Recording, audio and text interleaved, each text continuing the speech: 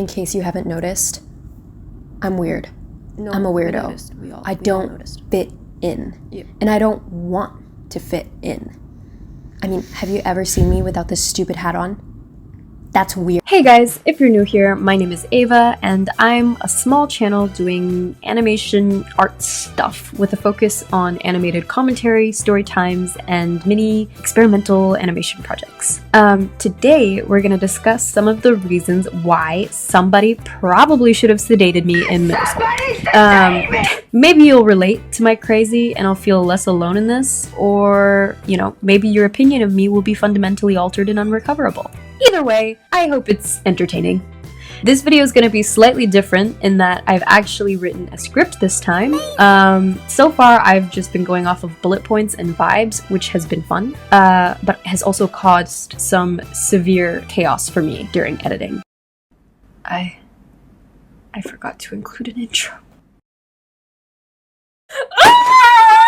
So I figured let's try scripting and just see how it goes. I guess I decided to make this video because I've been reflecting a lot on who I was in middle school lately, especially with the Wolf in Sheep's Clothing song remake. I've started recalling the hours I would spend writing outrageous Warriors fanfiction, yeah, the cat novels, and listening to Nightcore in the 5th and 6th grades. Honestly, middle school is like kind of blurry for me because I genuinely acted like I was hopped up on something throughout most of it, and this has resulted in like hangover-like memory loss into my 20s. But I've been remembering stuff lately.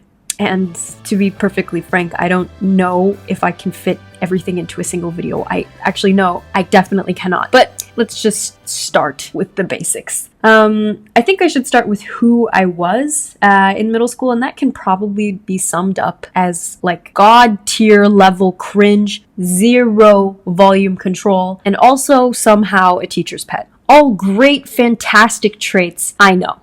I was 13 in 8th grade when this happened. Hi everybody, since it's the first class, please introduce yourself. If you have a nickname, feel free to share that, whatever it is. Once I had a kid who claimed to be named Squirrel, and you know, apparently his parents even called him that, so don't be shy. Introduce yourself however you'd like.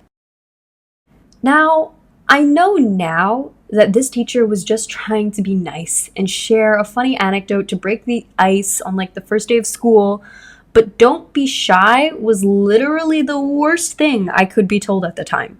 I needed at least 120% more shyness back then to counteract the sheer toxic levels of obnoxiousness within me. My internal monologue at the time went something like this. So she'll call us anything? My heart is racing. This is my chance to reinvent myself. Ava is so boring. Okay, let me think. Let's brainstorm. I mean, my favorite character ever is Natsu Dragneel from Fairy Tail. Oh no, please don't. But it's a little too cringe to ask to be called an anime character. Oh my god, thank god. So I guess I'll just say, my name is Ava, but you can call me Dragon.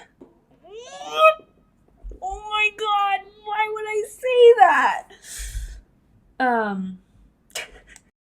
I also had 0 understanding of certain social norms. You know how some people are afraid to double text? As a 14-year-old, I was like, that always blew my mind. Because I was like, you guys are afraid of texting more than 2 times?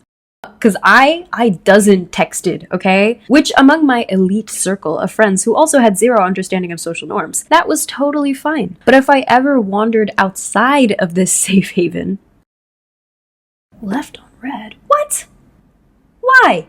I was incredibly engaging and charming. I mean, I gave him at least 10 topics of conversation to pick from. I mean, surely one would have appealed. Ava, did you steal my old phone again? Girl, do your homework! Yeah, it didn't work out well. But I was also a teacher's favorite, despite my obnoxiousness, because I really like to engage in class and get excited about interesting content and novel types of projects and lesson styles. I loved writing and art and all this stuff. And so I guess they didn't really mind my crazy because my positive attitude balanced it out, even though I never did my homework on time and my desk was an actual nuclear site. Well, I was a teacher's favorite, except for the teachers that I found scary or unsupportive. I'd zone out in their classes and clam up around them, and they'd just basically assume I was stupid. Why are you silent? Do you not get it? It's so simple. I've already explained this to you like 10 times. But I was never stupid. You were just mean. Now come on, kid, let's go get some ice cream. Anyway, you can imagine that this type of personality was the perfect cocktail for some contained yet absolute chaos, which was exactly what I got up to throughout the entirety of middle school. There's just so much, but I feel like I should just start with one of the biggest things. So, you know how they say the pen is mightier than the sword? Then why in God's name was I given a pen at age 11? So me and one of my fellow unhinged friends at the time loved to write. I mean, I still do, and I definitely want to share some of that on here eventually, so please do not let whatever I'm about to tell you about what 11-year-old Ava got up to taint your expectations for what sort of writing I will share in the future. Well, okay, anyway, we loved to write, and we hated paying attention when things were boring, which they often were. So we distracted ourselves in most of our classes by working on writing projects together. We'd take turns writing paragraphs or chapters into the same Google Doc, and one of our most iconic pieces was called The Great Adventures of Melody the Marvelous and Ava Amazing. It was basically an absurd, multi-dimension, multi-genre space adventure self-insert fanfiction that ended up involving half of the middle school with an insane plot to get back to Earth after a field trip goes wrong. I don't know. I remember kids knew about it. Again, our lack of social understanding meant that we didn't know it was probably something that we should have kept a secret. But other kids knew, and in 6th grade at least, they were kind of into it. They kept asking about what happened to their character. So the original document is shared with over 100 people. Ooh. And what happened? What happened to my character? What's my thing? Yeah, wait, tell me. Can you make me transform into a cat? And I actually looked at the original document for the sake of this video, and can I just say, wow. Let me just read you the first couple of sentences. Once upon a time on Earth, there were two young 11-year-old girls, Melody and Ava. A few months from now, they said, let's have some fun. And so they went to the National Space Station and signed up for a bubble, a tiny rocket that hosted up to 2 people and their suitcases, and scanned the life forms inside, humans, and then found a planet sustainable for that being. Classic way to start a story, once upon a time. And then clarification on Earth, in case you were confused. There were 2 young 11-year-old girls. I like how we both say young and the specific age, as if, just to make sure there's zero confusion. We're young, okay? We're not old hags. We're 11, all right? A few months from now, they said, I like how also grammar went out the fucking window. There's no understanding of tenses. Time means nothing. A few months from now, they said. Brilliant. And they went to the National Space Station. And I also like how we put humans in parentheses in case anybody was confused. Just really top tier writing. Now, I can't possibly read to you all 136 pages of this, or is it 164? I forget. And I do not want to, because honestly, it is slightly offensive to everybody, including me. But here are some random tidbits with the names blocked out. Yeah, on the one hand, this should have gotten us committed. There is no other hand. Okay, jokes and awful grammar and atrocious writing aside, the level of creativity in some of the concepts of this story are pretty cool. And honestly, I could take some inspiration from some of this even now. Some lines are just great, like Ava stuck out her tongue and made several rude and unspeakable gestures. I mean, literature.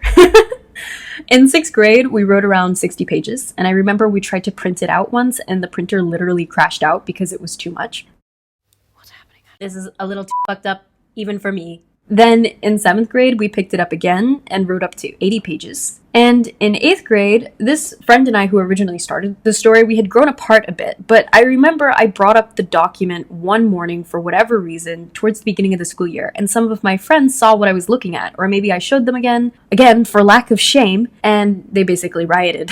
I remember you and Melody writing this in the 6th grade. The disembodied foot part really gets me. Wow. For me, it's the cannibal gummies. Turned into a cow. Why would you write Why this? is there a random 100-year time skip in chapter 2? Also, are you aware you don't know how to use commas? Me, little Ava, who had basically got no greater high than when people were laughing at my antics, was suddenly motivated to pick it up again. The Great Adventures turned into an entire trilogy that I completed only at the end of the 8th grade in middle school. I don't think I even once did my homework properly during that year. Ava, are you doing your homework? Yeah. Yeah, I mean, this is for school. And when I look back on some of the stuff I did in middle school, it is slightly painful. But I do think it's important to remember that the embarrassing stuff that we did at ages 12, 13, and 14, whatever form that took, it was part of our clumsy way of growing up, which is often a painful, confusing, and non-linear process. So, in case you relate to any of this in one way or another, don't be so hard on the younger versions of you. It's kind of healing to look back now at my younger self and acknowledge that while, yeah, sometimes I was very embarrassing and extraordinarily obnoxious, I was also just a kid who needed protection and guidance.